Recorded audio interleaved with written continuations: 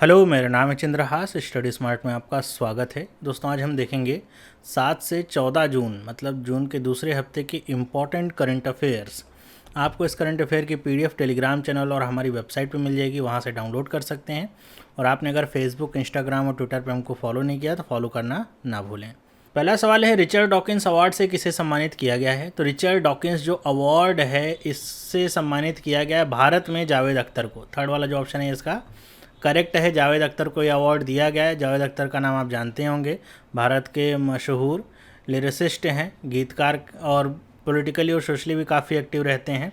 तो इसीलिए इनको ये अवार्ड दिया गया है, 2020 का रिचर्ड डॉकिंस अवार्ड। ओके। किस राज्य सरकार द्वारा कवि लक्ष्मीकांत महापात्रा द्वारा रचित वंदे उत्कल जननी गान को 110 साल बाद राज्य गीत की मान्यता दी गई है? इस गान को पहली बार 1912 में गाया गया था। ओके। तो 110 साल के बाद लगभग इसको उड़ीसा का जो राज्य गीत है उसका दर्जा मिला है। पहला वाला ऑप्शन इसका करेक्ट है। ओके, याद रखिएगा। ये गीत कौन सा है? वंदे उत्कल जननी। ओके, इस गीत का नाम है। और इसको किसने लिखा है? तो ये हैं लक्ष्मीकांत महापात्रा। ये सारी चीज़ें इससे इम्पॉर्टेंट हैं, मतलब इसी से जुड़ी हुई हैं और इम्पॉर्टेंट हैं। इसमें आपसे पूछा जा सकता है, उड़ीसा राज्य ने वंदे उत्कल जननी को 110 साल के बाद या फिर नया अपना जो राज्य गीत है उसको मान्यता दी है, किसने लिखा है इसको? तो लक्ष्मीकांत महापात्रा ने लिखा है। दूसरा आपसे पूछा जा सकता है उड़ीसा का नया गीत कौन सा है, तो आपको ये पता होना चाहिए कहाँ से इसकी शुरुआत है, वंदे उत्कल जननी। ओके। अगला सवाल है, कर्नाटक के किस स्टेशन पर दुनिया का सबसे बड़ा प्लेटफॉर्म बनाया जा रहा है और उम्मीद है साल के अंत तक ये बन के तैयार हो जाएगा? तो सबसे बड़ा जो प्लेटफॉर्म है, दुनिया का सबसे बड़ा जो प्लेटफॉर्म है, वो कर्नाटक के हुबली जंक्शन रेलवे स्टेशन पे बनाया जा रहा है। थर्ड वाला जो ऑप्शन है ये इसका करेक्ट है। ओके, हुबली जंक्शन या फिर हुबली रेलवे स्टेशन पे इसको बनाया जा रहा है। और इसकी लंबाई चौड़ाई कितनी है? बन के जब ये तैयार होगा तो 1400 मीटर होगी इसकी लेंथ और 10 मीटर होगी इसकी चौड़ाई। ये सबसे लंबा है। 1400 मीटर लेंथ का मतलब समझ रहे हैं, लगभग ये 1.5 किलोमीटर लंबा प्लेटफॉर्म होने वाला है। ओके। फोर्ब्स की तरफ से जारी की गई सबसे ज़्यादा कमाने वाली सेलिब्रिटीज़ की लिस्ट में किस भारतीय अभिनेता को 364 करोड़ रुपये कमाई के साथ 52वां स्थान मिला है? तो केवल एक ही भारतीय अभिनेता ने इस बार फोर्ब्स की ये जो लिस्ट है टॉप 100 की, उसमें जगह बनाई है। ये कौन है? तो ये हैं अक्षय कुमार। थर्ड वाला जो ऑप्शन है इसका करेक्ट है। अक्षय कुमार को 52वां स्थान मिला हुआ है। याद रखिएगा, इनका स्थान वैसे ही पूछा जा सकता है कि अक्षय कुमार को कौन सा स्थान मिला है, तो 52nd पोजीशन इनको इस बार मिली है। पिछली बार की तुलना में इनकी जो रैंक है वो पीछे जा चुकी है, फिर नीचे गिर चुकी है। और अगर पूछा जाए किसने इसमें टॉप किया, तो टॉप करने वाले कौन हैं? तो ये हैं मॉडल और एंटरप्रेन्योर हैं काइली जेनर। लगभग $590 मिलियन की कमाई इन्होंने की है और इसलिए ये टॉप पे हैं। 2022 महिला एशियाई कप की मेज़बानी का अधिकार आधिकारिक तौर पे किस देश को मिला है? तो ये जो 2022 का महिला एशियाई कप है, इसको आयोजित करेगा या फिर ये जो अधिकार है ये भारत को मिला हुआ है। चौथा वाला जो ऑप्शन है इसका करेक्ट है, इंडिया इसको आयोजित करेगा। और ये अगर पूछा जाए कौन से खेल से रिलेटेड है, ये जो वुमेंस एशियन कप है, ये कौन से खेल से रिलेटेड है? तो ये फुटबॉल से रिलेटेड है। याद रखिएगा, इसका जो संबंध है वो फुटबॉल से है। ओके। भारत ने किस देश के साथ मिलकर बिजली क्षेत्र में सहयोग बढ़ाने हेतु सहमति पत्र मतलब एमओयू पर हस्ताक्षर किए हैं? तो भारत ने डेनमार्क के साथ एक एमओयू पे साइन किया हुआ है, जिससे पावर सेक्टर में कॉरपोरेशन दोनों देशों का बढ़ सके। ओके, थर्ड वाला ऑप्शन इसका करेक्ट है।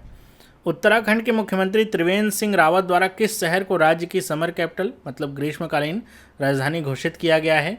तो ये है गैरसैंण। पहला वाला जो ऑप्शन है यही इसका सही है।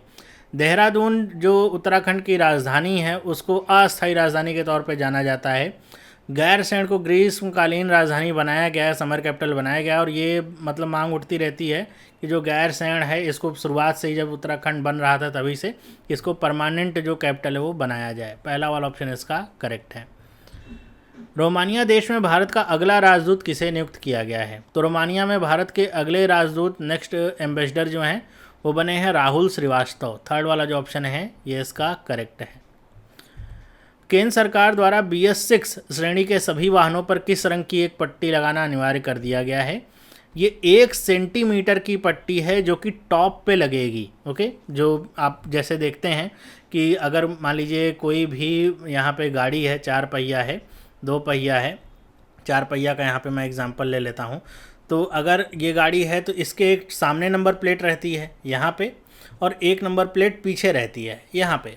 अब ये जो पट्टी है ये इसके टॉप पे होगी, ओके। यहाँ टॉप पे 1 सेंटीमीटर की, 1 सेंटीमीटर चौड़ाई की, 1 सेंटीमीटर लंबाई की नहीं, 1 सेंटीमीटर चौड़ाई की ये पट्टी होगी। किस कलर की? ग्रीन कलर की, हरे रंग के कलर की ये पट्टी होने वाली है, जिसमें रजिस्ट्रेशन से रिलेटेड सारी जो डिटेल होती हैं, जो यहाँ पे आगे या पीछे लिखी रहती हैं, वो सारी इस पर लिखी रहेंगी, ओके। स्विट्जरलैंड में भारत का नया राजदूत किसे नियुक्त किया गया है? तो ये बनी है मोनिका कपिल मोहता। फर्स्ट वाला जो ऑप्शन है इसका करेक्ट है। किस राज्य सरकार द्वारा पहला ऑनलाइन कचरा विनिमय कार्यक्रम शुरू किया गया है? तो ये first online waste exchange program है, इसकी शुरुआत की गई है आंध्र प्रदेश में। चौथा वाला जो ऑप्शन है ये इसका करेक्ट है। अब यहाँ पे जो काम होगा ये ऑनलाइन ही होगा, और जो भी टॉक्सिक मटेरियल कचरे में होते हैं, इस तरह की चीज़ें, उनका बेहतर तरीके से निपटान किया जा सकेगा। राष्ट्रपति रामनाथ कोविंद ने जावेद इकबाल वानी को कहाँ के हाईकोर्ट के जज के रूप में नियुक्त किया है? तो जावेद इकबाल वानी को जम्मू एंड कश्मीर हाईकोर्ट के जज के रूप में नियुक्त किया है। पहला वाला जो ऑप्शन है इसका सही है। जम्मू कश्मीर एवं लद्दाख प्रदेश दोनों, मतलब दोनों के हाईकोर्ट एक ही हैं, ओके। तो पहला वाला जो ऑप्शन है ये इसका करेक्ट है। वैज्ञानिक एवं प्रौद्योगिकी अनुसंधान संस्थान CSIR की पालमपुर स्थित अनुसंधान इकाई IHBT द्वारा हींग एवं केसर की खेती हेतु किस राज्य सरकार के साथ समझौता किया गया है? तो CSIR की ही ये यूनिट है जो IHBT के नाम से जानी जाती है। इसने हींग और केसर के लिए हिमाचल प्रदेश की सरकार के साथ समझौता किया है कि वो इन दोनों, जो हींग और केसर है, दोनों के उत्पादन में अपनी जो भूमिका है वो निभाएंगे, और जो किसान हैं उनको प्रोत्साहित करेंगे, और उनको उससे रिलेटेड सारी जो जानकारी, हेल्प है वो मुहैया करेंगे, ताकि हींग और केसर दोनों ही क्षेत्रों में भारत जो है आत्मनिर्भर बन सके। मतलब ये जो हींग और केसर है, भारत का उपयोग इनमें भारत में बहुत ज़्यादा उपयोग होता है दोनों ही चीज़ों का, लेकिन जितनी मात्रा में उपयोग होता है उतनी मात्रा में उत्पादन नहीं होता है। इसलिए ज़्यादातर जो इसका हिस्सा है, जैसे हींग वगैरह हो गया, अफ़गानिस्तान, उज़्बेकिस्तान से इंपोर्ट किया जाता है। केसर वगैरह बाकी देशों, जम्मू कश्मीर में होता है केसर, उसके अलावा और बाकी देशों जैसे ईरान वगैरह से इंपोर्ट होते हैं। तो इसलिए भारत को आत्मनिर्भर बनाने के लिए अब ये पहल शुरू की गई है, जिसमें हिमाचल प्रदेश सरकार के साथ समझौता किया गया है।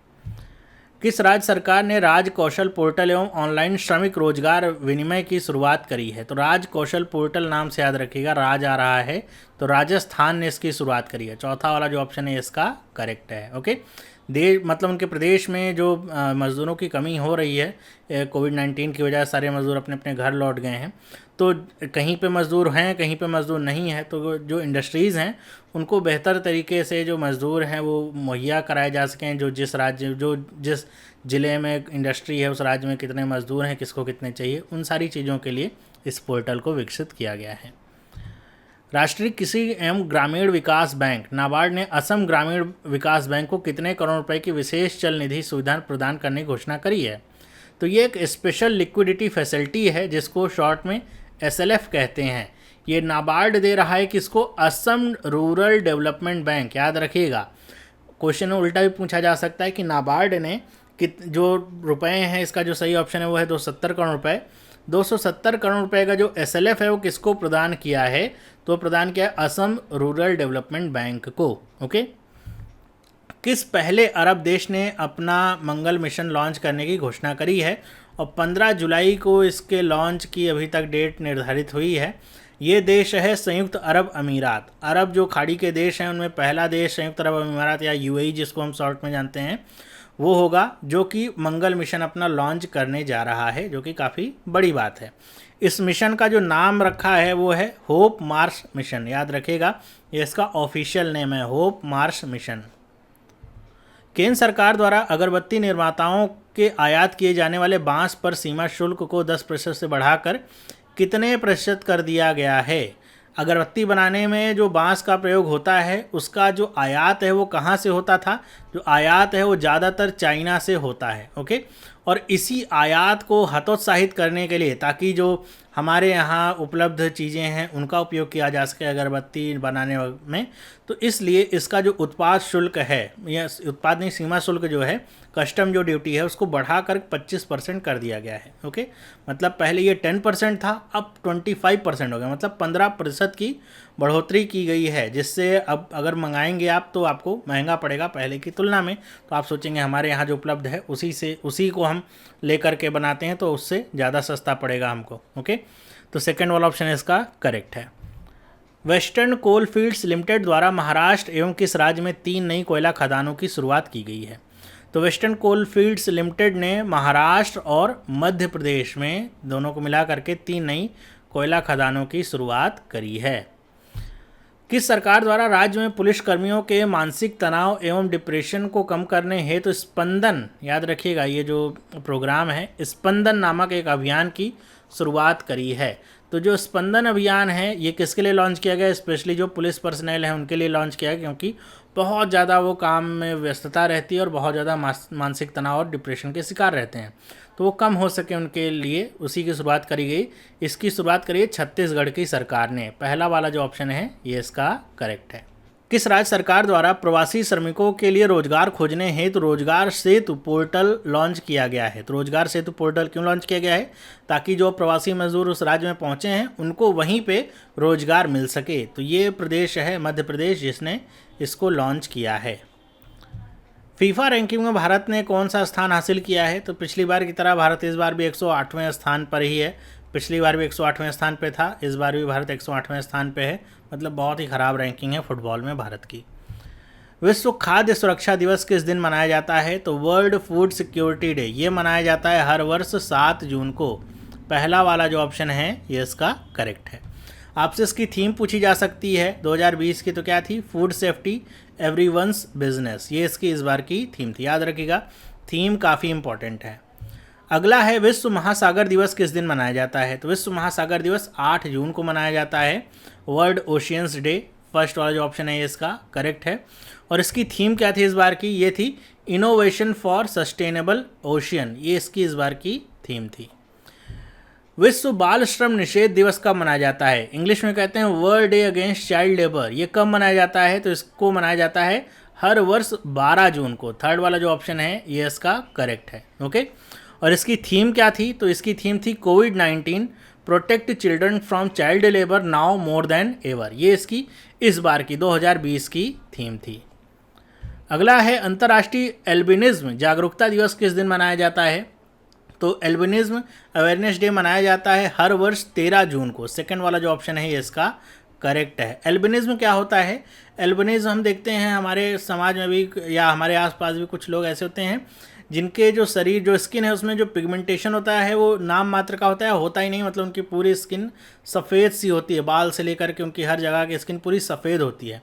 उसी को एल्बिनिज्म कहा जाता है, क्योंकि उसके जो शिकार मतलब ये जो एल्बिनिज्म के जो शिकार लोग होते हैं मतलब उनमें पिगमेंटेशन नहीं होता है। पिगमेंटेशन नहीं होने की वजह से लोग उनसे दूर भागते हैं। बहुत सारे लोग उसको छुआछूत की बीमारी सा ऐसा समझते हैं, जबकि ऐसा कुछ होता नहीं है। तो इसी के प्रति अवेयरनेस बढ़ाने के लिए इसको 13 जून को मनाया जाता है। इसकी इस बार की थीम क्या थी? मेड टू शाइन, ये इसकी इस बार की थीम थी। अगला सवाल है आपके लिए, एएनसी के चीफ ऑफ स्टाफ के रूप में किसने पदभार या फिर कार्यभार ग्रहण किया है? ओके, तो ईस्टर्न नेवल कमांड जो है उसका कार्यभार किसने ग्रहण किया है? आपको अगर पता है तो आप मुझे कमेंट करके इसका जो सही आंसर है वो बताने का प्रयास करिएगा। बाकी आज के इस वीडियो में इतना ही। मुझे उम्मीद है आपको वीडियो पसंद आया होगा। वीडियो अगर अच्छा लगा है तो वीडियो को लाइक करिए, शेयर करिए, और अगर आप चाहते हैं इस तरह वीडियोज़ आपको मिलती रहें तो आप चैनल को सब्सक्राइब करके बेल आइकन को जरूर प्रेस करिए। अब हम मिलेंगे नेक्स्ट वीडियो में, तब तक के लिए have a nice day and bye.